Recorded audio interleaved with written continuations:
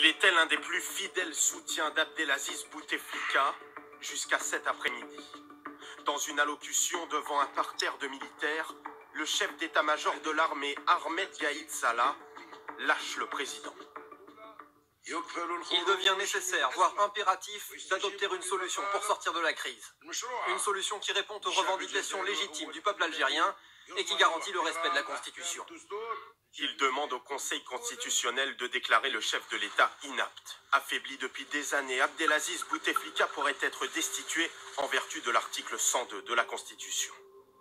Lorsque le président de la République, pour cause de maladies graves et durables, se trouve dans l'impossibilité totale d'exercer ses fonctions, le Conseil constitutionnel se réunit et propose au Parlement de déclarer l'état d'empêchement.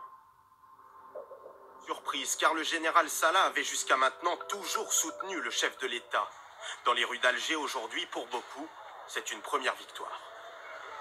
Il faut qu'il soit jugé inapte, bien sûr, et qu'on terminera la manifestation avec ou sans. C'est-à-dire que le peuple algérien est décidé maintenant. Il est décidé d'aller jusqu'au bout. Je pense que c'est une excellente nouvelle. On ne pouvait pas continuer. Il y avait une situation de pourriture qui pourrissait. Il fallait mettre fin à cela. Les manifestations vont durer jusqu'à que le système soit changé radicalement, totalement. Si le Conseil constitutionnel déclare Abdelaziz Bouteflika inapte, l'intérim serait assuré par le président du Sénat pendant 1 mois et demi. Puis de nouvelles élections pourraient être organisées d'ici la fin de l'été. Alors en direct d'Alger, on retrouve Lilia Melkonian. Bonsoir Lilia. Tout semble s'accélérer ce soir puisque le Conseil constitutionnel est réuni en ce moment même. Oui, effectivement, le Conseil constitutionnel est en train d'étudier la demande de destitution du président Bouteflika, après quoi le Parlement devra se réunir pour acter la vacance du pouvoir. Ce sera alors le président du Sénat qui assumera la gouvernance du pays pendant une période de transition de 90 jours. 3 mois durant lesquels il va devoir organiser des élections. Et ça ne sera pas une mince affaire puisque les potentiels candidats déjà prêts ont tous été au pouvoir par le passé. Et cela, eh bien, le peuple algérien n'en veut pas puisqu'il s'agit de figures associées au pouvoir politique traditionnel.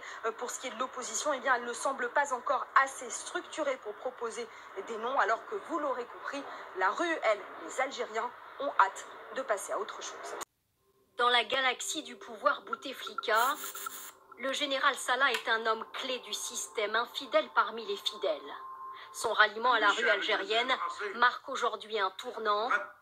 Abdelaziz Bouteflika est lâché par son clan. Un clan qui a pourtant 1 mois durant essayé de le maintenir à la tête de l'Algérie et de gagner du temps. Mais tous les scénarios proposés ont tour à tour été rejetés par les manifestants. La pression serait devenue trop forte pour le pouvoir. Les manifestations sont pacifiques, ça fait la fierté de l'Algérie, ça fait l'admiration du monde, mais par contre, à force de traîner, il y a un risque de dérapage permanent, un risque de violence, et ça je crois que tout le monde, et à commencer par l'armée bien sûr, qui est responsable de la situation sécuritaire, voulait l'éviter. Mais en lâchant Bouteflika, le système cherche-t-il à se sauver lui-même avant qu'il ne soit trop tard? Ou est-il prêt à de vrais changements? La succession est donc en question. Si l'inaptitude du président Bouteflika a été confirmée, les partis d'opposition n'auraient que quelques mois pour se préparer à des élections, trop court selon certains experts. Donc ce qui est très peu, par exemple, pour la mobilisation actuelle, de faire émerger de nouvelles figures ou de pouvoir peser. Donc on reste sur un scénario, sur une proposition, une je dirais, mesure.